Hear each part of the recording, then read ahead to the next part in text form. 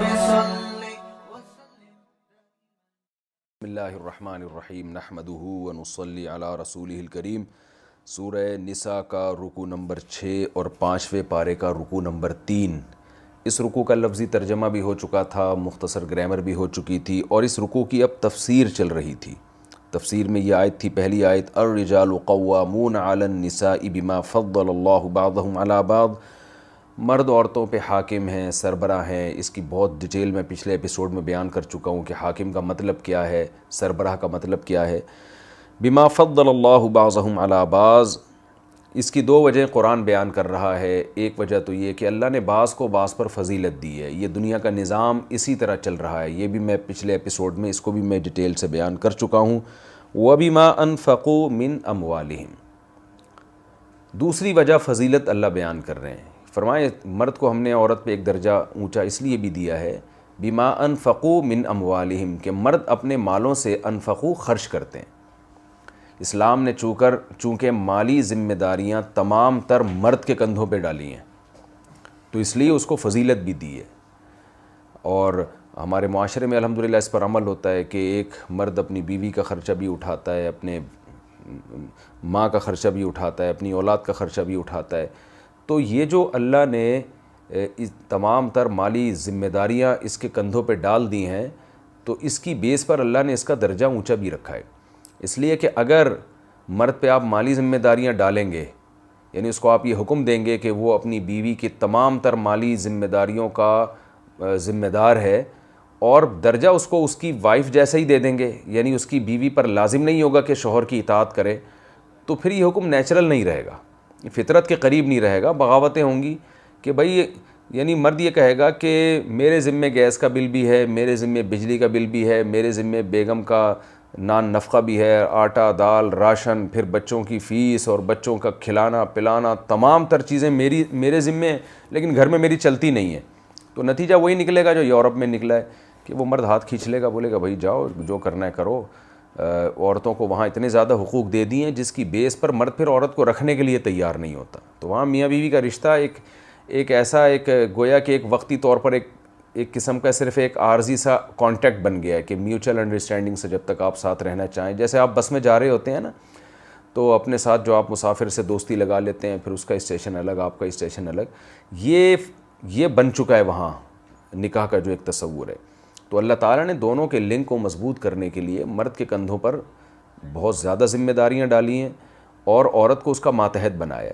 عورت اس احساس میں رہے گی کہ بھئی میرا شوہر مجھے کھلاتا ہے پلاتا ہے، میری تمام تر ذمہ داریاں اس نے اپنے کندھوں پہ اٹھائی ہوئی ہیں، میرے بچوں کا یہ محافظ ہے۔ تو اس بیس پہ وہ مرد کے ساتھ مل کے رہے گی، اونچ نیچ اس کی برداشت کرے گی، اس کی اطاعت کرے گی جائز باتوں میں، اور مرد اس بیس پہ عورت کی کڑوی کسیلی باتوں کو برداشت کرے گا کہ بہرحال یہ ہے میرے ماتحت، یہ اپنے گھر کو چھوڑ کر آئی ہے اور میری ماتحتی میں زندگی گزار رہی ہے، تو اس کی وجہ سے مجھے اللہ نے حاکمیت والا ایک عنصر دیا ہوا ہے۔ تو یہ ایک رشتوں کو جوڑنے کا ایک بہت ہی بہترین ذریعہ ہے۔ تو اللہ تعالیٰ نے حکمت بیان کی، وَبِمَا أَنفَقُوا مِنْ أَمْوَالِهِمْ۔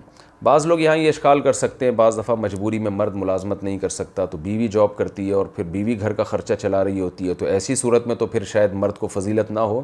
تو یہ بات غلط ہے۔ مجبوری میں اگر کہیں ایسا ہو رہا ہے یا آپس کی انڈرسٹینڈنگ سے کہیں ایسا ہو رہا ہے تو فضیلت پھر بھی مرد کو بہرحال رہے گی، اس لیے رہے گی کہ یہ جو اللہ نے فرمایا ہے نا کہ بما انفقوا من اموالہم، مرد اپنا مال خرچ کرتے ہیں، تو اس آیت کا اصل مفہوم یہ ہے کہ اصل ذمہ داری مرد کے کندھوں پر ہے۔ جو ذمہ دار ہوتا ہے نا اصل، یعنی اگر گھر میں قحط ہو پڑے گا اور گھر کی ذمہ داریاں پوری نہیں ہوں گی تو لوگ مرد کا گریبان پکڑیں گے، شریعت مرد سے سوال کرے گی، عورت سے سوال نہیں کرے گی۔ تو پریکٹیکلی ہو کیا رہا ہے یہ ایک الگ چیز ہے، اصولی طور پر ذمہ دار کون ہے یہ ایک الگ چیز ہے۔ تو ذمہ داری مرد کے کندھوں پہ ڈالنا یہ بہرحال مرد کی فضیلت کی دلیل ہے۔ فالصالحات قانتات، فرمایا پس نیک عورتیں کون ہیں؟ نیک عورتیں وہ ہوتی ہیں جو اس فضیلت کو مان لیں، یعنی اللہ تعالیٰ اب نیک عورتوں کی، نیک بیویوں کی تعریف کر رہے ہیں، کہ ڈیفینیشن کر رہے ہیں کہ وہ کون ہوتی ہیں۔ وہ ہوتی ہیں قانتات، جو اطاعت کرنے والی ہوتی ہیں، یعنی وہ اس فضیلت کو مان لیتی ہیں کہ اللہ نے میرے شوہر کو گھر کا سربراہ بنایا ہے۔ اور باپ کی فضیلت باپ کی اطاعت، بھائی کی اطاعت، شوہر کی اطاعت، سب اس میں داخل ہیں۔ فالصالحات، پس نیک عورتیں وہ ہوتی ہیں قانتات، جو اطاعت کرتی ہیں۔ اطاعت کا سب سے پہلا جو محل ہے وہ شوہر ہے، اس لیے اس کا ترجمہ اکثر یہ کیا جاتا ہے کہ شوہر کی اطاعت کرتی ہیں۔ حافظات للغیب بما حفظ اللہ، یہ بھی بہت اہم آیت ہے۔ فرمایا اور غیب میں حفاظت کرتی ہیں اللہ کی حفاظت سے، یعنی اللہ کی توفیق سے حفاظت کرتی ہیں۔ کس چیز کی؟ دو چیزوں کی، جیسے کہ حدیث میں آتا ہے، ایک اپنی عفت اور پاک دامنی کی، اور ایک شوہر کے مال کی۔ کیا مطلب؟ شوہر جب مالی ذمہ داریاں اٹھا رہا ہے تو وہ اسی بیس پہ اٹھا رہا ہے کہ بیوی شوہر کے لیے باؤنڈ ہو چکی ہے، اب اس کی نظر کسی اور طرف نہیں جائے گی۔ نکاح کے ایگریمنٹ کا مطلب بھی یہی ہوتا ہے کہ اب عورت رخصت ہو کے شوہر کے گھر آ گئی ہے، وہ باؤنڈ ہو گئی ہے، اور شوہر کو یہ اطمینان ہوگا کہ جو میرے اولاد ہوگی وہ حلال ہوگی، وہ نسب میں گڑبڑ نہیں ہوگی۔ تو اس لیے اللہ نے فرمایا کہ نیک عورتیں وہ ہوں گی جو شوہر کی اطاعت کریں گی، اور خاص طور پر دو چیزوں میں اطاعت، کہ حافظات للغیبی، غیب میں کیا مطلب؟ شوہر کی غیر موجودگی میں کسی مرد سے ناجائز تعلقات نہیں رکھیں گی، کیونکہ وہ باؤنڈ ہو چکی ہے، ان کو پتہ ہے کہ میرے شوہر کے پر جو اللہ نے میری ذمہ داریاں ڈالی ہیں وہ اسی بیس پہ ڈالی ہے کہ میں اب شوہر کے لیے باؤنڈ ہو چکی ہوں، بند ہو چکی ہوں، لہذا کسی غیر مرد سے میں تعلق نہیں رکھ سکتی۔ اور اس کے مال کی بھی حفاظت کریں گی، کیونکہ میاں بیوی کا تعلق ایسا ہوتا ہے کہ عورت اگر اپنے شوہر کے مال میں خیانت کرنا چاہے تو بہت آسانی سے خیانت کر سکتی ہے۔ مرد ایک ایک چیز کا حساب نہیں لے سکتا بیوی سے، اور حساب لے گا بھی تو اس میں بھی دھاندلی ہو سکتی ہے۔ تو اس لیے اللہ تعالیٰ نے عورت کو پہلے سے اس بات کا پابند کر دیا کہ دو چیزوں میں آپ نے شوہر کی غیر موجودگی میں حفاظت کرنی ہے، ایک اس کے مال کی، اس کو بیجا اڑانا نہیں ہے۔ ایسے واقعات میرے سامنے آتے ہیں کہ مرد باہر کما رہا ہے اور کما کے بیوی کو اپنی آمدن بھیج رہا ہے، اور ادھر بیگم صاحبہ چھپ کے پراپرٹی خریدنی ہے اپنے لیے۔ ایسے واقعات آئے ہیں میرے سامنے، سب نہیں ایسی ہوتی ہیں لیکن اس طرح بھی ہوتی ہیں۔ اور بالآخر جب وہ ریٹائر ہو کر آیا ہے تو بہت ساری پراپرٹی اپنے لیے خرید چکی تھیں اور اپنے نام کر چکی تھیں، وہ یہ سمجھ رہا ہے گھر کا خرچہ ہو رہا ہے، اس طرح کی دھاندلیاں ہوتی ہیں۔ تو اس لیے اللہ نے فرمایا کہ مال کی حفاظت، اور دوسری عفت اور پاک دامنی کی حفاظت۔ اس کے بھی آج واقعات آتے ہیں، شوہر سفر پہ گیا ہوا ہے، کمانے کے لیے گیا ہوا ہے، بیگم صاحبہ کے معاذ اللہ کہیں تعلقات ہو گئے، دوستیاں لگ گئی ہیں، تو اللہ نے فرمایا کہ نیک عورتیں وہ ہیں جو ان دو چیزوں کی حفاظت کریں۔ واللاتی تخافون نشوزہن، اب اللہ ان عورتوں کی بات بھی کر رہا ہے جو نیک نہیں ہیں، ان کا علاج کیا کیا جائے۔ نیک تو بتا دیا، جو بھی شوہر کو شوہر مانیں گی اس کو سربراہ مان کے اطاعت کریں گی، کچھ اس کے اپوزٹ بھی ہوتی ہیں۔ تو اس لیے اللہ نے جو عورت اس قانون کو فالو نہ کرے، آپ کے مال میں خیانت کر رہی ہے یا ویسے خیانت کر رہی ہے عفت اور پاک دامنی کے لحاظ سے، کسی غیر مرد سے اس کے تعلقات ہو رہے ہیں، تو ان تمام چیزوں کو نشوز کہا جاتا ہے۔ نشوز کا مطلب نافرمانی، ناشزہ، یہ ایک اصطلاح ہے جو عموماً میاں بیوی کے لیے استعمال ہوتی ہے۔ واللاتی تخافون نشوزہن، اللہ تعالیٰ فرماتے ہیں وہ عورتیں جن کے بارے میں تمہیں نشوز کا خوف ہو، مال کی حفاظت نہیں کر رہی، چوریاں کر رہی ہیں، یہ بھی ہوتا ہے گھروں میں، اور یا اس کا ہے کہ عفت اور پاک دامنی کی حفاظت نہیں کر رہی، غیر مرد سے تعلقات رکھ رہی ہیں، یا اور کسی طرح کا نشوز ہو، تو اللہ نے فرمایا فعظوہن، پہلے ان کو آرام سے سمجھاؤ، وہجروہن فی المضاجع، اور ان کو بستروں میں چھوڑ دو، روٹھ جاؤ ان سے۔ عورت جب دیکھتی ہے کہ شوہر مجھ سے ناراض ہے، میرے ہاتھ کا کھانا کھانا چھوڑ دیا اس نے، یا میرے ساتھ سونا چھوڑ دیا ہے، تو جو عزت دار عورت ہوتی ہے اس پہ یہ چیز بہت شاق گزرتی ہے، اور وہ بالآخر شوہر کی طرف مائل ہوتی ہے، اپنی غلطی کی اصلاح کرتی ہے۔ وَاضْرِبُوهُنَّ، اور فرمایا وَاهْجُرُوهُنَّ فِي الْمَضَاجِعِ، بستر میں ان کو چھوڑ دو، وَاضْرِبُوهُنَّ، اور ان کو مارو۔ یہاں جو مارو کا حکم اللہ نے دیا ہے یہ آرڈر کے معنی میں نہیں ہے، یہ اباحت کے معنی میں۔ اباحت کا مطلب یہ ہوتا ہے کسی چیز کی پرمیشن۔ اس کی مثال ایسے ہے جیسے قرآن مجید میں آتا ہے وَإِذَا حَلَلْتُمْ فَاصْطَادُوا، اے ایمان والو جب احرام کی حالت میں تم ہو تو تم شکار نہیں کر سکتے، لیکن جب احرام سے باہر نکل آئے فاصطادوا، تو شکار کرو۔ تو اس کا یہ مطلب نہیں ہے کہ جیسے ہی آپ حج کے بعد احرام سے نکلے آپ بندوق اٹھا کے جنگل پہنچ جائیں اور شکار کرنا شروع کر دیں، اور دلیل میں یہ آیت پیش کریں کہ قرآن کہہ رہا ہے کہ جب تم حالت احرام سے نکل آؤ تو شکار کرو۔ تو ظاہر ہے صیغہ تو آرڈر کا ہے شکار کرو، لیکن مراد اس سے اجازت ہے، اباحت کہتے ہیں اجازت کو، پرمیشن ہے کہ شکار کرنا چاہو تو کر سکتے ہو، جو احرام کی پابندیاں تم پر تھیں وہ اب ختم ہو چکی ہیں۔ اسی طرح قرآن میں آتا ہے فَإِذَا قُضِيَتِ الصَّلَاةُ، جب جمعے کی نماز ختم ہو جائے، فَانتَشِرُوا فِي الْأَرْضِ، زمین میں پھیلو، وَابْتَغُوا مِن فَضْلِ اللَّهِ، اور اللہ کے رزق کو تلاش کرو۔ اب آپ نے نہیں دیکھا ہوگا سارے نمازی جمعے کی نماز ختم ہوتے ہی جاب پہ چلے جاتے ہوں یا تجارت پہ چلے جاتے ہوں، اور دلیل میں یہ آیت پیش کر رہے ہوں کہ قرآن نے کہا ہے کہ وَابْتَغُوا مِن فَضْلِ اللَّهِ، اللہ کی روزی کو تلاش کرو۔ تو یہ کرو کا جو آرڈر ہے یہ اجازت کے لیے، کیا مطلب؟ جمعے کی نماز سے پہلے اور جمعے کی اذان کے بعد خرید و فروخت کی جو تم پر پابندی لگی تھی وہ پابندی اب اٹھائی جا رہی ہے، یعنی اگر کرنا چاہو تو اب تم رزق تلاش کر سکتے ہو، جمعے کی اذان کے بعد روزی تلاش نہیں کر سکتے۔ تو آرڈر کے صیغے قرآن میں بعض جگہ استعمال ہوئے ہیں، لیکن وہاں آرڈر سے مراد آرڈر نہیں ہے بلکہ پرمیشن ہے۔ تو یہاں بھی قرآن جو کہہ رہا ہے وَضْرِبُوهُنَّ، ان کو مارو، تو یہ مارو کا مطلب یہ نہیں کہ لازمی مارو جا کے، بلکہ یہ کہ تمہیں اللہ کی طرف سے پرمیشن ہے کہ تم ایسی صورت میں زوجہ پہ ہاتھ اٹھا سکتے ہو۔ اس کی حکمت کیا ہے؟ آج خواتین کے حقوق کے نام پہ بہت باتیں کی جاتی ہیں، اس طرح کی آیتیں جب پیش کی جاتی ہیں، لیکن حقیقت یہ ہے کہ اسلام دین فطرت ہے۔ وہ اگر مرد کو اس کی اجازت نہ دیتا تو گھروں کے ٹوٹنے کا ریشو بڑھ جاتا۔ دیکھیں دنیا میں کوئی بھی ریاست سربراہ کے بغیر نہیں چلتی، اور سربراہ کی ڈیفینیشن یہ ہے کہ وہ جب کوئی آرڈر دیتا ہے تو اس آرڈر کو منوانے کی اس کے پاس پاور بھی ہو، ورنہ وہ سربراہ نہیں ہے، وہ تو محض ایک کاؤنسلنگ کرنے والا ہو گیا یا محض ایک مشیر ہو گیا، مشورہ دینے والا۔ اس کی مثال ہے کہ جیسے ایک کنٹری ہے، اس کی ایک ریاست ہوتی ہے، اس کا ایک سربراہ ہوتا ہے، وزیر اعظم ہے یا صدر ہے۔ اب اگر وہ کوئی آرڈر دیتا ہے تو اس کے پاس اگر قوت نافذہ نہیں ہے، نافذہ کا مطلب یہ ہے کہ آرڈر منوانے کی طاقت نہیں ہے، تو اس کا مطلب وہ سربراہ نہیں ہے۔ وہ ملک کبھی بھی نہیں چل سکتا جو سربراہ کے بغیر ہو۔ تو اگر اس کو آپ پاور نہیں دیں گے پولیس کے ذریعے، فوج کے ذریعے، قانون کے ذریعے کہ وہ پنشمنٹ بھی کر سکے، تو وہ سربراہ پھر سربراہ نہیں رہتا، اس کی حیثیت ایک مشیر کی بن جاتی ہے۔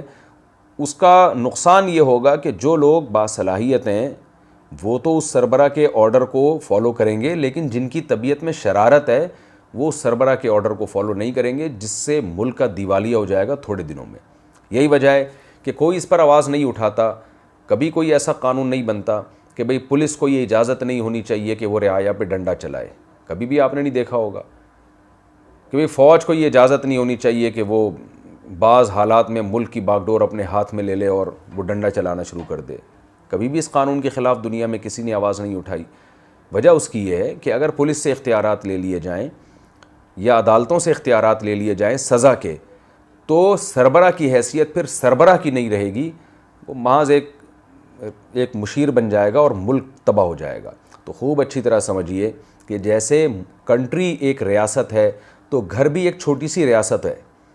اگر اس میں کسی شخص کے ہاتھ میں اختیارات نہیں ہوں گے تو وہاں اس گھر میں اطاعت نہیں ہوگی، فرما برداری نہیں ہوگی، آپس میں رائے کا اختلاف ہوگا، کسی ایک رائے پر جب جمع نہیں ہو سکیں گے اختلاف ہوگا، نزاع ہوگا، لڑائیاں ہوں گی، تو یہ جو آپس میں گھر کے افراد کا کنیکشن ہے، ربط ہے، یہ ڈسکنیکٹ ہو جائے گا اور گھر ٹوٹ جائے گا۔ اب غیر مسلموں میں جو گورے ہیں ان کے تو گھر ہی نہیں ہوتے، وہ تو گرل فرینڈ بوائے فرینڈ کا کلچر ہے، اس طرح سے گھر نہیں ہوتے، ان کے لیے اس حکم کی کوئی ویلیو نہیں ہے۔ وہ کہتے ہیں بھائی نہ مرد عورت پہ ہاتھ اٹھا سکتا ہے نہ عورت مرد پہ ہاتھ اٹھا سکتی ہے، ان کی نظر میں اس کی ویلیو نہیں ہے گھروں کے ٹوٹنے کی۔ لیکن اسلام چونکہ صلہ رحمی کا قائل ہے، رشتہ داری جوڑنے کا قائل ہے، وہ کہتے ہیں انسان کو ہم نے ایک خاندان کی شکل میں پیدا کیا ہے، آپس میں ان کا ریلیشن ہے، یہ آپس میں ریلیشن کے ساتھ رہیں گے، تو اس ریلیشن کو مضبوط کرنے کے لیے، گھر کو چلانے کے لیے ایک کو سربراہ بنانا ضروری ہے۔ اب یا تو وہ عورت کو بنا دیا جاتا یا مرد کو بنا دیا جاتا۔ اگر عورت کو بنا دیا جاتا یہ فطرت کے خلاف ہوتا، کیونکہ طاقتور کبھی کمزور کی سربراہی قبول نہیں کرتا، طاقتور ہی اس لائق ہوتا ہے کہ اس کو سربراہ بنایا جائے۔ تو مرد کو اللہ نے چونکہ قوت اور طاقت زیادہ دی ہے تو فطرت نے تقاضا کیا کہ جب گھر کے سربراہ بنانے کی بات آئے تو عورت کے بجائے مرد کو سربراہ بنایا جائے۔ اور جب آپ نے اس کو سربراہ بنا دیا لیکن سربراہ والے لوازمات اس کے ساتھ نہیں ہیں، اس کو اجازت نہیں ہے کہ وہ سختی کر سکتا ہے، تو اس کا مطلب پھر یہ ہوگا کہ آپ نے اس کو نام کا سربراہ بنایا ہے، حقیقی معنی میں وہ سربراہ نہیں ہے۔ تو سربراہ کی ڈیفینیشن یہ ہے کہ جب وہ کوئی آرڈر کرے تو اس کو اس آرڈر پر عمل کرانے کے لیے اتنے اختیارات ہوں کہ جو آرڈر پر عمل نہ کرے اس کو وہ سزا بھی دے سکتا ہو. تبھی حدیث میں اجازت دی ہے کہ بچہ اگر 10 سال کی عمر میں بھی نماز نہیں پڑھتا تو سربراہ کو اجازت ہے کہ وہ اس پہ ہاتھ اٹھائے. ماں کو بھی اجازت ہے, باپ کو بھی اجازت ہے. ماں بچے کی سربراہ ہے اور شوہر مکمل پورے گھر کا سربراہ ہے, تو ماں کو بھی اجازت ہے کہ پنشمنٹ کرے. اور آئے دن ہوتا ہے مائیں بچوں کو مارتی بھی ہیں. ہاں اس میں غلو اور زیادتی بہرحال حرام ہے, ناجائز ہے. بے تحاشا مارنا پیٹنا اور جنگلیوں کی طرح کوٹنا یہ تو بالکل حرام ہے, ناجائز ہے. تو یہ مطلب ہے, یہ قرآن چونکہ دین فطرت ہے اس لیے اس نے فطرت کے مطابق احکام دیے ہیں.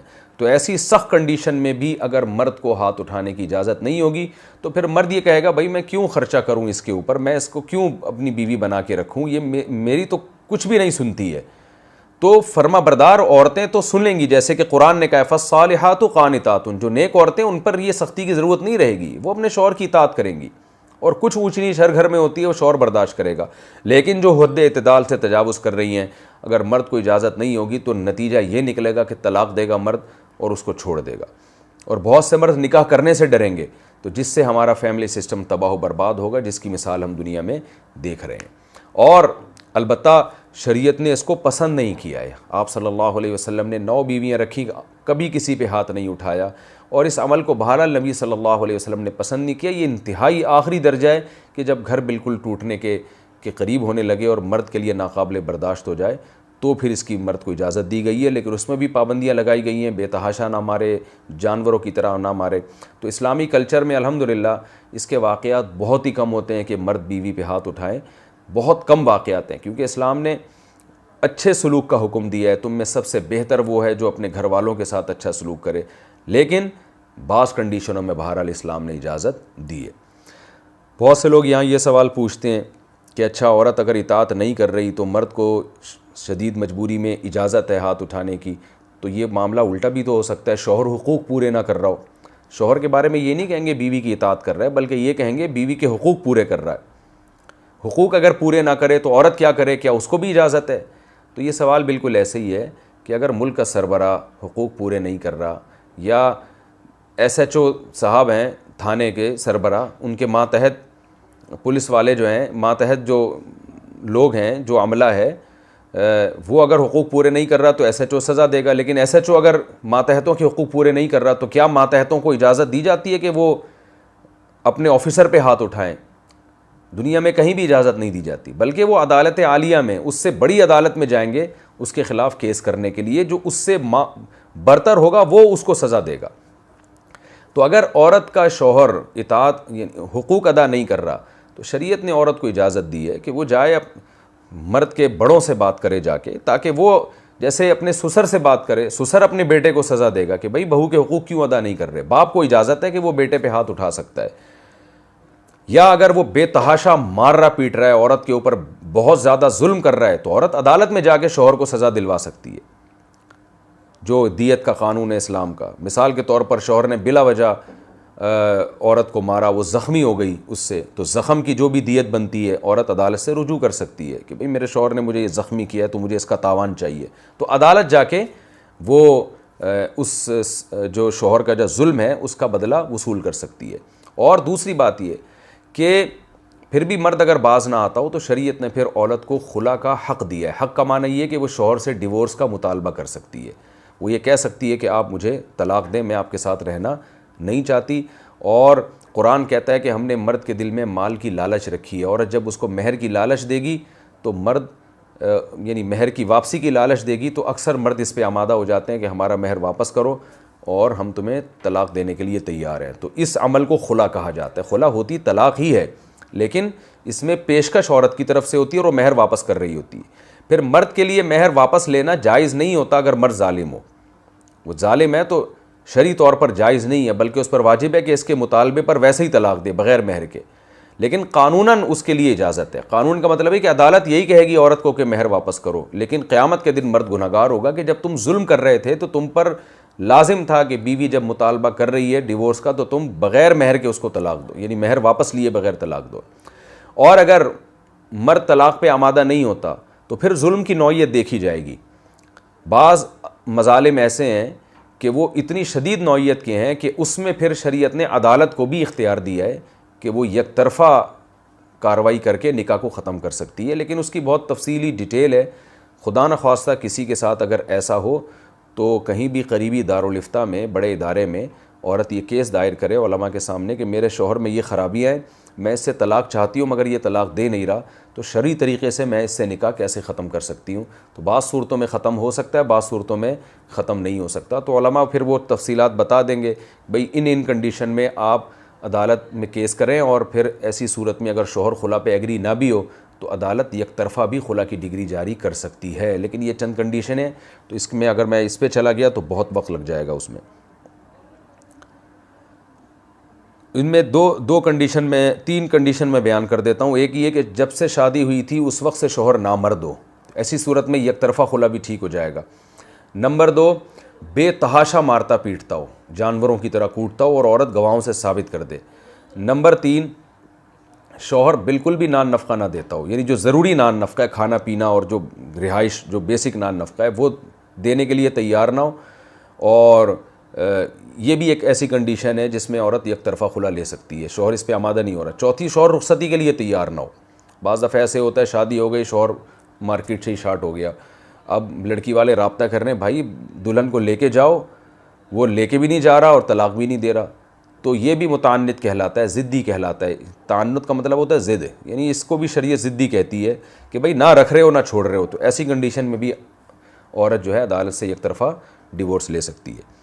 تو اللہ نے فرمایا وَاهْجُرُوهُنَّ فِي الْمَضَاجِعِ وَاضْرِبُوهُنَّ فَإِنْ أَطَعْنَكُمْ، اس پروسیس سے گزرنے کے بعد فَإِنْ أَطَعْنَكُمْ، اگر یہ عورتیں تمہاری اطاعت شروع کر دیں، فَلَا تَبْغُوا عَلَيْهِنَّ سَبِيلًا، تو پھر ان پر راستے تلاش مت کرو ان کو ٹارچر کرنے کے اور پھر مارنے پیٹنے کے. جب توبہ کر لی، اطاعت کر لی، تو اب اچھی زندگی گزارو. بعض دفعہ ایسے ہوتا ہے گھروں میں کہ عورت سے کوئی غلطی ہوئی، کوتاہی ہوئی، مرد نے اس کو سمجھایا، باز نہیں آئی، مرد نے ہاتھ اٹھایا اور بالآخر عورت کو خیال ہو گیا کہ واقعی میری غلطی تھی، وہ ڈر گئی یا کسی بھی طرح سے، اب وہ اس نے فرما برداری شروع کر دی، تو مرد پرانے ہی تانے اس کو دیتا رہتا ہے بار بار اس کو، تم نے یہ کیا تھا اور تم نے اپنی غلطی مانی بھی تھی، اس کا مطلب تم ہو ایسی. تو قرآن کہہ رہا ہے فلا تبغوا علیہن سبیلا، اب ان پر بہانے تلاش مت کرو، راستے تلاش مت کرو ذہنی ٹارچر کرنے کے. جو ماضی میں ہو چکا اس کو بھول جاؤ. کیوں؟ ان اللہ کان علیٰ کبیرا، اس لیے کہ اللہ تعالیٰ علی اور کبیر ہے، بلند مرتبے والا ہے. کیا مطلب؟ تمہیں اللہ نے اگر گھر کا سربراہ بنایا اور تمہیں یہ پرمیشن دے دی کہ ٹھیک ہے بوقت ضرورت تم سختی کر سکتے ہو، تو اب اس سختی سے اگر وہ ٹھیک ہو گئی ہے تو اب اگر تم اس کے اوپر دوبارہ سختی کرو گے، ذہنی لحاظ سے ٹارچر کرو گے یا جسمانی ٹارچر کرو گے، تو تم اگر بڑے ہو تو تم سے بھی بڑا ایک خدا ہے، وہ پھر تم پر جو قیامت کے دن سختی کرے گا تم وہ سختی برداشت نہیں کر سکتے. تو اپنے سے بڑے کا سوچ کے اپنے ماتحتوں کے ساتھ پھر اچھا سلوک کرو، اس کی غلطیوں کو نظر انداز کرو. عبداللہ بن مسعود رضی اللہ تعالیٰ عنہ ایک دفعہ اپنے غلام کو مار رہے تھے، تو نبی صلی اللہ علیہ وسلم نے فرمایا للہ اقدر علیک منک علیک علیہ، کہ جتنی اے ابن مسعود تجھے اپنے غلام پر قدرت ہے، اللہ کو اس سے بھی زیادہ قدرت تجھ پر ہے. یعنی اتنی سزا دو کہ اگر اللہ تمہارے گناہوں پہ تمہیں سزا دینا چاہے تو تم برداشت کر سکو. تو عبداللہ بن مسعود ڈر گئے اللہ کے خوف سے اور فرمایا یا رسول اللہ میں نے اس کو اللہ کے لیے آزاد کیا اس غلام کو. تو یہ ایک فلسفہ اسلام نے سمجھا ہے کہ آپ اپنے ماتحتوں کے ساتھ جب بھی سختی کریں تو آپ دیکھیں کہ آپ اتنا کریں جتنا آپ برداشت کر سکتے ہیں، اگلے کی غلطیوں کو اتنا نظر انداز کریں جتنا آپ چاہتے ہیں کہ اللہ آپ کی غلطیوں کو معاف کرے. تو بعض لوگ بالکل 100% سیدھا بن کے چلنے کی کوشش کرتے ہیں، گھر کے ماحول کو بالکل ایک نمبر طریقے سے چلے، تو آپ دیکھو کہ آپ اللہ کے ساتھ بالکل 100% صحیح چل رہے ہو. تو یہ قرآن نے ترغیب دی ہے کہ اللہ بھی تم سے بڑا ہے جو تمہیں دیکھ رہا ہے. دیکھیں یہ وہ طریقہ ہے جس سے اسلام نے مرد کو عورت پہ رحمت کا حکم دیا، یہ موٹیویشن ہے. غیر مسلموں کے پاس چونکہ یہ موٹیویشن نہیں ہے، لہذا وہ ہر چیز کو قانون سے حل کرنے کی کوشش کرتے ہیں، وہ قانون سازی میں لگے رہتے ہیں کہ مرد کو اجازت نہیں ہے ہاتھ اٹھانے کی، ماں باپ کو اجازت نہیں بچوں پہ ہاتھ اٹھانے کی. وجہ اس کی یہ ان کو پتہ ہے کہ اگر ہم نے اجازت دے دی تو یہ تو غلو کریں گے. اب کون یہ بیٹھ کے فیصلہ کرے گا یہ جو تھپڑ اس نے مارا ہے یہ لیگل تھا یا انلیگل تھا، اس کی وجہ بنتی تھی کہ نہیں بنتی تھی. تو وہاں تو آخرت کا تصور نہیں ہے. تو تو وہ مجبور ہیں یہ قانون بنانے پر کہ بھائی ہاتھ اٹھانے کی پرمیشن ہی نہیں ہے تاکہ اس بحث ہی کو ختم کر دو. لیکن پھر اس کے جو سائیڈ افیکٹ ہوئے وہ دنیا کے سامنے ہیں. بچے باپ بنے ہوئے ہوتے ہیں اور باپ اولاد بنا ہوا ہوتا ہے. ماں بیٹی بنی ہوئی ہوتی ہے اور بیٹیاں ماؤں کی مائیں بنی ہوئی ہوتی ہیں. کالز آتی ہے لوگوں کی, مائیں پریشان ہے کہ ہماری بچی ہمارے کنٹرول میں نہیں ہے, ہم سختی کریں تو تھانے میں جمع کرا دیتی ہے. تو ہمارے پاس چونکہ مذہب ہے لہذا ہمیں ان قوانین کو فالو کرنے کی ضرورت نہیں ہے. ہمارے پاس خدا کا بھیجا ہوا دین ہے, وہ ہمیں موٹیویٹ کر رہا ہے کہ ظلم کی تمہیں اجازت نہیں ہے, اللہ تم سے پوچھے گا. اور اللہ کا شکر ہے اس کی وجہ سے بہت سے مرد ظلم سے بچتے بھی ہیں, جہاں بہت سے ظالم ہوتے ہیں لیکن بہت سے بچتے بھی ہیں. وَإِنْ خِفْتُمْ شِقَاقَ بَيْنِهِمَا فَابْعَثُوا حَكَمًا مِّنْ أَهْلِهِ وَحَكَمًا مِّنْ أَهْلِهَا. قرآن نے 3 طرح کی عورتوں کا تذکرہ کیا یہاں پہ. پہلی عورتیں بیان کی فَالصَّالِحَاتُ قَانِتَاتٌ, نیک عورتیں تو اطاعت کریں گی, گھر کو جنت بنا دیں گی. دوسری وہ عورتیں جو اطاعت نہیں کریں گی لیکن وہ سختی سے, یعنی اس پروسیس سے گزرنے کے بعد کچھ تو واعظ و نصیحت سے باز آئیں گی, کچھ بستر الگ کرنے سے باز آ جائیں گی, کچھ ایسی ہوں گی جن پہ جب جسمانی ضرب ہوگی ان کو اعتدال کے ساتھ ان پہ ہاتھ اٹھایا جائے گا تو اس سے وہ فرما بردار بن جائیں گی. لیکن ایک اسٹیپ یہ ہوتا ہے کہ پھر بھی مسئلہ حل نہیں ہوتا, یعنی بجائے اصلاح معاشرے میں اصلاح کے پھر بھی میاں بیوی کے جھگڑے ہو رہے ہوتے ہیں, عورت اطاعت نہیں کر رہی یا شوہر میں کوئی ایسی خرابی ہے کہ بیوی اس کو برداشت نہیں کر پا رہی اور آپس میں نزاع شروع ہو گیا. تو اللہ فرماتے ہیں کہ شقاق کا مطلب ہوتا ہے ایسا اختلاف ہو رہا ہے کہ وہ حل ہونے کا نام نہیں, میاں بیوی خود اس کو حل نہیں کر پا رہے ہیں. تو اللہ فرماتے ہیں اگر ایسی صورت ہے وَإِنْ خِفْتُمْ, اگر تمہیں خوف ہے, یہ تمہیں کا سے جو خطاب ہو رہا ہے اس سے مراد حکمران بھی ہو سکتے ہیں, اس سے مراد میاں بیوی کے خاندان کے افراد بھی ہو سکتے ہیں, سب کو خطاب ہے کہ یعنی تھرڈ پرسن پھر ان کے درمیان صلح کرائے گا. تو ان خفتم شقاق بینہما, اے مسلمانوں اگر تمہیں میاں بیوی کے درمیان یہ خوف ہے کہ ان کے درمیان شقاق ہو چکا ہے, جھگڑے ہو رہے ہیں, اللہ کی حدود پر یہ قائم نہیں رہ پا رہے, فابعثوا حکما من اہلہ, تو مرد کی طرف سے ایک حکم کو بھیجا جائے. حکم کا مطلب فیصلہ کرنے والا, ایک شخص مرد کے خاندان کا بیٹھے, وہ حکما من اہلہا, اور ایک شخص عورت کے خاندان کا بیٹھے, دونوں بیٹھ کے وہ ڈسکشن کریں, دونوں کی بات سنیں میاں بیوی کی, اور پھر دونوں بیٹھ کے یہ فیصلہ کریں ان میں غلطی پر کون ہے. جو غلطی پر ہے اس کی اصلاح کی کوشش کی جائے, اور جو غلطی پر نہیں ہے اس کے بارے میں بتایا جائے بھئی یہاں ظالم یہ ہے اور مظلوم یہ ہے. دو بڑے بیٹھ یہ خود نہ کریں بلکہ ان دونوں کی طرف سے دو مرد بیٹھ کے یہ کام, دو افراد بیٹھ کے یہ کام کریں. تو اس کی برکت سے ہوگا کیا؟ اللہ فرماتے ہیں ان یریدا اصلاحا, اگر یہ دونوں اصلاح چاہتے ہیں, دونوں کا مطلب میاں بیوی, بعض دفعہ یہ دونوں اصلاح چاہ رہے ہوتے ہیں لیکن خود پریشان ہوتے ہیں کہ یار ہماری بنتی کیوں نہیں ہے, ساتھ مل کے رہنا تو چاہتے ہیں لیکن بن نہیں رہی ہوتی. تو اللہ فرماتے ہیں خاندان کے افراد کو بٹھاؤ, دونوں طرف سے دو بندے بیٹھیں اور غلط فہمیاں ان کے درمیان دور کریں. اگر میاں بیوی اصلاح چاہتے ہوں گے, یعنی ان کے دل میں تو یہ ہے کہ ہم نے مل کے رہنا ہے لیکن غلط فہمیاں پھیل رہی ہیں بہت زیادہ, بعض دفعہ آپ چاہ رہے ہوتے ہیں کوئی کام مگر ہوتا نہیں ہے. تو اللہ فرماتا ہے اگر یہ دونوں اصلاح چاہتے ہیں, یوفق اللہ بینہما, تو اس جرگے کے بعد اللہ میاں بیوی کے درمیان توفیق پیدا کر دے گا, جوڑ پیدا کر دے گا. دو جج جب بیٹھیں گے تو وہ جج کریں گے اور بتائیں گے بھائی غلطی بیوی کی ہے تو بیوی مان جائے گی, بھائی دو خاندان کے بڑے کہہ رہے ہیں, اور ایسا نہیں ہے کہ میرے سسرال والے کہہ رہے ہیں بلکہ میرے اپنے خاندان کے لوگ بھی کہہ رہے ہیں کہ بھائی میری غلطی ہے تو اب مجھے مان لینی چاہیے. اور اگر مرد کی غلطی ہوگی تو دونوں بتائیں گے بھائی آپ اس میں غلطی پر ہو, تو مرد مان لے گا. اور وہ یہ بھی نہیں کہہ سکتا کہ میرے سسرال والوں نے کہا, بھائی میں تو اپنی طرف سے ایک بندہ میں نے بھیجا تھا, وہ بندہ میرا اپنا آدمی مجھے غلط کہہ رہا ہے. تو اگر ان میں یعنی وہ اصلاح کا جذبہ ہوگا نا, وہ چاہتے ہیں جوڑ, تو اس طرح سے اللہ ان کے درمیان توفیق پیدا کر دے گا. اس میں اللہ نے بتا دیا, گویا اشارہ دے دیا کہ اگر میاں بیوی میں ایک بھی ایسا ہے جو نہیں چاہتا, اگلے نے رہنا ہی نہیں ہے, یا دونوں ہی ایسے ہیں جو چاہتے نہیں ہیں, بس وہ ڈرامہ کر کے دنیا کو دکھا رہے ہیں, مقصد دونوں کے ایک دوسرے سے نفرت اور چاہتے ہی نہیں ہے رہے, پھر جوڑ نہیں ہو سکتا. پھر تو ڈیورس کا راستہ ہے یا خلا کا راستہ ہے جو قرآن دوسرے مقام پہ بیان کرتا ہے. پھر زبردستی دونوں کو جوڑنے کی کوشش کرنا یہ بھی غلط ہے. تو اس لیے اللہ فرماتے ہیں بعض دفعہ غلط فہمیاں ہوتی ہیں, تو اس جرگے کے بعد اللہ ان دونوں کے درمیان محبت پیدا کر دے گا, جوڑ کی صورت پیدا کر دے گا. ان اللہ کان علیما خبیرا, بے شک اللہ تعالیٰ علم والا اور خبر والا ہے. یہ بھی بہت اہم ترین آیت ہے.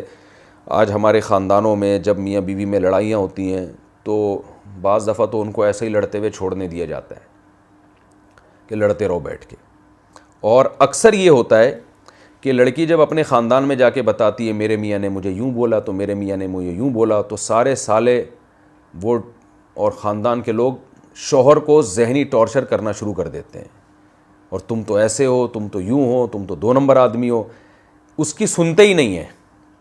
اسی طرح مرد اگر اپنی بیوی کی برائیاں اپنے خاندان میں کرتا ہے اور میری بیوی یوں کر رہی ہے، میری بیوی یوں کر رہی ہے، میرے درمیان لڑائیاں ہو رہی ہیں، تو مرد کے خاندان کے افراد مرد کو سپورٹ کرتے ہیں، وہ عورت کو برا بھلا کہنا شروع کر دیتے ہیں۔ اس سے لڑائی کم ہونے کے بجائے اختلافات کی آگ اور زیادہ بھڑکنے لگتی ہے۔ تو اس لیے قرآن نے کہا ہے بھئی اگر ایسا ہو رہا ہے تو دونوں میں سے، اور حکم کے لفظ میں اشارہ ہے کہ ایک آدمی ہونا چاہیے، ایسا نہ ہو ٹرک بھر کے ادھر سے آ رہا ہے، ٹرک بھر کے ادھر سے آ رہا ہے، پھر ان میں آپس میں پھڈا ہو جائے گا، وہ آپس میں لڑ پڑیں گے، کیونکہ ہر آدمی جب اتنی آرا سامنے ہوتی ہیں وہ کیا کہہ رہا ہے، وہ ایک مچھلی بازار بن جاتا ہے۔ ایک مرد ادھر سے بیٹھے اور ایک مرد، فقہاء نے لکھا ہے کہ یہ مرد ہونا چاہیے، کیونکہ خواتین کی طبیعت میں جذباتیت کا غلبہ زیادہ ہوتا ہے۔ پتہ چلا ادھر سے ان کی ساس آ گئیں، ادھر سے ان کی ساس آ گئیں، وہ ساس آپس میں لڑ پڑی، ان کے اپنے نئے دکھڑے اور بکھیڑے شروع ہو گئے، تو اس سے مسئلہ حل ہونے کے بجائے وہ ہے نا کہ پہلے 2 کی لڑائی تھی اب 4 کی لڑائی ہو جائے گی۔ تو اس لیے ایک مرد ادھر سے ہو، ایک مرد ادھر سے ہو، اور زیادہ افراد نہ ہو، یہ 2 بندے جب بیٹھیں گے تو ان میں یہ ایک تو مچھلی بازار نہیں بنے گا، اور یہ دونوں بیٹھ کے اصلاح کی کوشش کریں اور دونوں میاں بیوی کی بات سن کے فیصلہ کریں یہاں غلطی کس کی ہے، تو اس کی غلطی کی اصلاح کی کوشش کی جائے۔ اور اگر غلطی کی اصلاح نہیں ہو پا رہی ہے تو پھر اگر عورت کی غلطی تھی، وہ غلطی سے رجوع کرنے کے لیے تیار نہیں ہے، تو پھر یہ بھی کہا جا سکتا ہے مرد کو، یہ دونوں جو حکم ہے نا یہ کہیں گے بھائی تمہاری بیوی میں یہ غلطی ہے اور وہ غلطی مان نہیں رہی ہے، تو اب کمپرومائز کر لو، اب بار بار اسی غلطی پہ اس کو ٹارچر نہ کرو، پورا صحیح دنیا میں کوئی بھی نہیں ہوتا، اسی غلطی کے ساتھ گزارا کر سکتے ہو تو کرو۔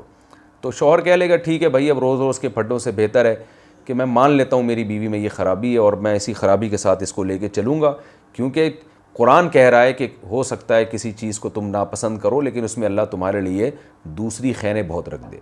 یہ بھی ممکن ہے جرگہ یہ فیصلہ کرے کہ شوہر غلطی پر ہے، تو شوہر کو آپ نے غلطی بتائی اور وہ نہیں مان رہا، یا وہ رجوع کرنے کے لیے یا اس غلطی کو چھوڑنے کے لیے تیار نہیں ہے، تو پھر بیوی کو یہ سمجھایا جا سکتا ہے بھائی تمہارے میاں میں یہ غلطی ہے تو اب تم کمپرومائز کرو، اب یہ غلطی ٹھیک نہیں ہوگی، بس اسی طرح چلانا ہے تو چلو، کیونکہ پھر دوبارہ لڑائیاں ہوں گی۔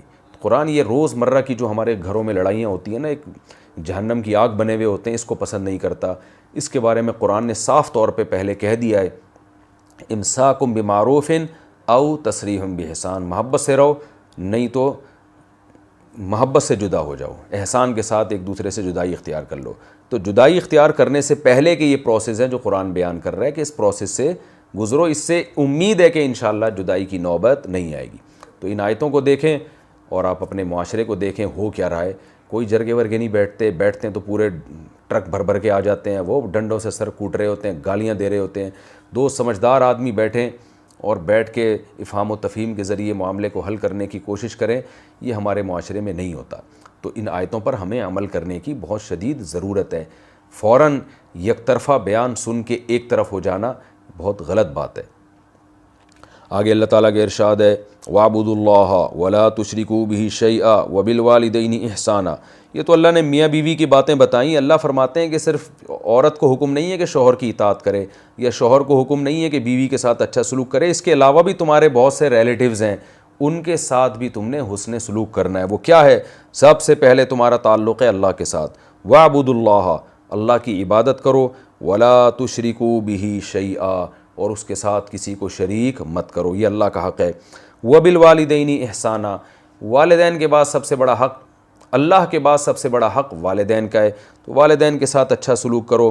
پھر صرف والدین نہیں ہے، وَبِذِي الْقُرْبَى، میں جب تک گوروں کے کلچر کو میں سمجھا نہیں تھا، مجھے ان آیتوں کا مطلب سمجھ میں نہیں آتا تھا کہ بھئی یہ تو سبھی مانتے ہیں، والدین، رشتہ دار، پڑوسی، لیکن آج جب ہم اس معاشرے کو دیکھتے ہیں نا جن کے پاس قرآن کی یہ آیتیں نہیں ہیں، تو آج ان آیتوں کا حسن سمجھ میں آتا ہے کہ جس معاشرے میں قرآن نہیں پڑھا جاتا، اس معاشرے میں جتنا دور کا شخص ہوگا اس کا حق اتنا زیادہ، اور آپ کے جو جتنے قریبی ہیں ان کا حق اتنا ہی کم ہے۔ آپ دیکھ لیں غیر مسلموں میں دوستوں سے مسکرا کے باتیں ہو رہی ہیں، دوستوں کے لیے جانے دینے کی باتیں ہو رہی ہیں، والدین کو اولڈ ہاؤس میں جمع کرا رہے ہیں، بیوی پہ خرچ کرنے کے لیے تیار نہیں ہے، ٹرسٹ میں اپنی رقمیں دے رہے ہیں، لاکھوں لاکھوں روپے، ہسپتال بنا رہے ہیں کروڑوں کروڑوں روپے کے، لیکن بیگم کو اپنے خرچے پہ ایک برگر کھلانے کے لیے تیار نہیں ہے، جو آپ کی قریبی ہے، پڑوسیوں کا حق نہیں ہے.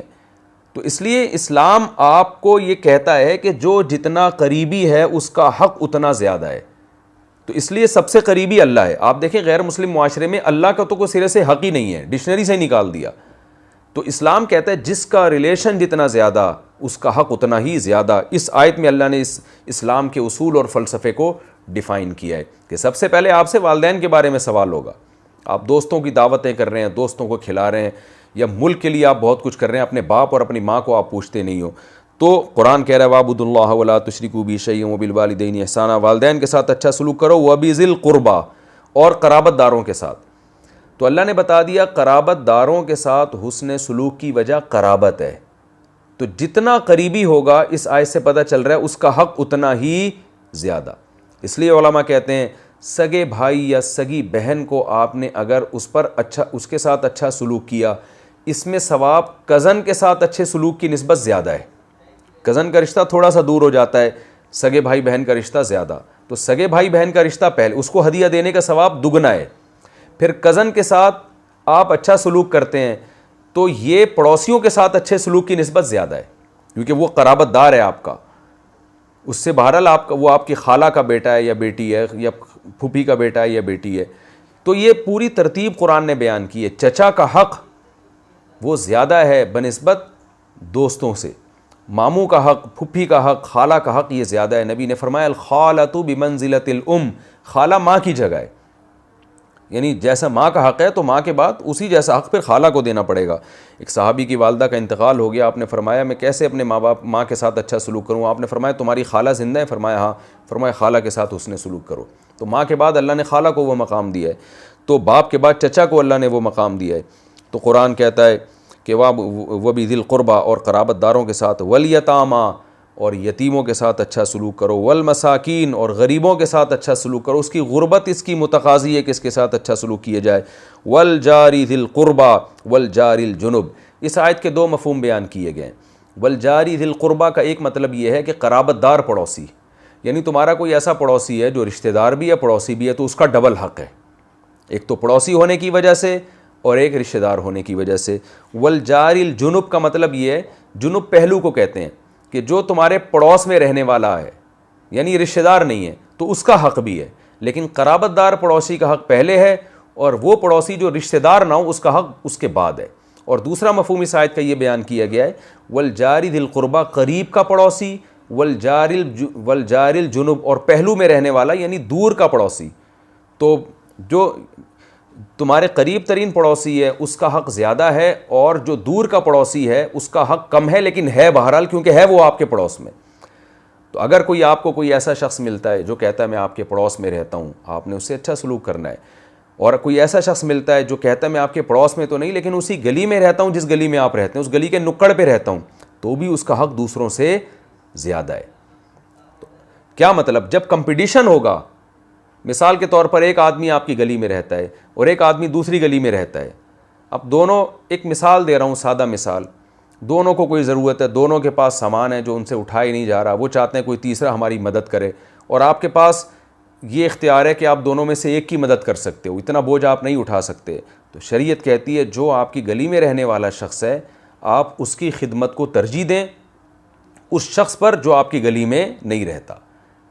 پھر جو آپ کے محلے میں رہتا ہے اس کا حق اس سے بہرحال زیادہ ہے جو آپ کے محلے میں نہیں رہتا. تو جار جو ہے نا، جیوار یعنی قریب رہنا، یہ بھی ایک ایسا حق ہے جس کی وجہ سے آپ کو اس پر دوسروں پہ ترجیح دینی پڑے گی. والجار القربى والجار الجنوب والصاحب بالجنب، اسی طرح وہ ساتھی جو آپ کے پہلو میں بیٹھتا ہے، جو اس میں اللہ نے بتا دیا کہ جو بھی آپ کے ساتھ اٹھتا بیٹھتا ہے اس کا حق دوسروں پہ مقدم ہے. کون؟ جیسے آپ کے کلاس فیلوز ہیں یا آپ کے کلیگ ہیں جو آپ کے ساتھ جاب کرتے ہیں، ایک ہی آفس میں رہتے ہیں، ایک ہی کمرے میں بیٹھتے ہیں، صبح شام کھاتے پیتے ہیں ساتھ، یا یعنی آپ کے ساتھ جو یہ کوئی مزدور ہے وہ مزدوری کر رہا ہے، اس کے ساتھ دوسرا بھی اسی کے ساتھ مزدوری کر رہا ہے، حتیٰ کہ جو سفر میں آپ کے ساتھ بیٹھا ہوا ہے، سفر میں آپ بس میں جا رہے ہیں، جہاز میں جا رہے ہیں، جو آپ کے ساتھ بیٹھا ہوا ہے، اس کے ساتھ آپ اچھا سلوک کریں. اکثر میں ایک واقعہ ایسے موقع پہ بیان کرتا ہوں, ایک عرب کے ساتھ ایک انگریز بیٹھ گیا, تو عرب ان جہاز میں, تو عرب ان کس کو کھانے پینے کا پوچھ رہے تھے اور اس گورے کے ساتھ, تو بڑا حیران ہوا کہ بھائی یہ جب بھی ایئر ہوسٹس کھانا لے کر آتی ہے تو یہ جو ٹرے ہے یہ میری پہلے ٹرے کھولتے ہیں, مجھے پہلے پوچھتے ہیں, اپنا نمبر بعد میں. اتنا اکرام کیا. تو اس گورے نے اس عرب سے پوچھا کہ آپ ایسا کیوں کر رہے ہو؟ تو اس نے کہا کہ ہمارے نبی صلی اللہ علیہ وسلم نے فرمایا, من کان یؤمن باللہ والیوم الآخر فلیکرم جارہ, جو اللہ آخرت پر ایمان رکھتا ہے اس کو چاہیے کہ اپنے ساتھ رہنے والے کے ساتھ اچھا سلوک کرے. تو آپ میرے ساتھ ہو سفر میں نے آپ کا اکرام کرنا ہے. تو وہ کافی لمبی فلائٹ تھی. اس عرب نے بتایا کہ جب ہمارا جہاز نے ٹیک آف کیا تھا تو یہ اس شخص کو اسلام سے اتنی نفرت تھی کہ میری داڑھی کی وجہ سے منہ ادھر کر رہا تھا یہ, اور جہاز کے لینڈ کرنے سے پہلے یہ کلمہ پڑھ کے یہ انگریز مسلمان ہو چکا تھا. یعنی اس نے اس دوران پھر اسلام کی اور بہت ساری باتیں اس سے پوچھی, اسلام کیا کہتے ہیں. تو اس کا ذہن میں جو امیج بنا ہوا تھا اسلام کا, وہ امیج دہشت گردی کا تھا. لیکن جب یہ باتیں اس نے عرب سے سنی تو, اور عملی طور پر دیکھی بھی, اس عرب نے بتایا کہ جہاز کے نیچے اترنے سے پہلے وہ کلمہ پڑھ کے مسلمان ہو چکا تھا. تو اس لیے قرآن کہہ رہا ہے کہ جو تمہارے ساتھ اٹھنے بیٹھنے والے لوگ ہیں, اور ہم سفر میں کیا کرتے ہیں کہ جو ہمارے ساتھ اٹھنے بیٹھنے والا ہے, کوشش ہوتی ہے یہ ذہنی ٹینشن میں رہے اور ساری سہولتیں اس سفر میں میں اٹھا لوں. تو ہم تو یاد ہے ہم جب اسکول میں پڑھتے تھے نا, تو ایک ڈیسک پہ 3 بچے بیٹھتے تھے, تو اس میں بھی بچوں کی چونکہ تربیت اسکولوں میں ہوتی نہیں ہے, تو بچوں میں لڑائیاں ہوتی تھیں کہ یہ میری جگہ ہے, تو وہ اس سے زیادہ جگہ پہ قبضہ کرنے کی کوشش کر رہا ہوتا تھا. تو اگر بچوں کو ٹیچر یہ آیتیں بتائیں تو پھر بچے یہ ڈیسکوں پہ نہیں لڑیں گے, وہ کہیں گے بھائی اچھی جگہ پر آپ بیٹھو, یہ تھوڑا سا ٹوٹا ہوا ڈیسک ہے, اس پہ میں بیٹھ جاؤں گا, میں آپ کا اکرام کروں گا. تو ان چیزوں کا خیال کرنا چاہیے. آیت کا حصہ باقی ہے, انشاءاللہ اگلی ایپیسوڈ میں اس پر بات کروں گا. اللہ تعالیٰ سمجھنے کی اور عمل کرنے کی توفیق عطا فرمائے.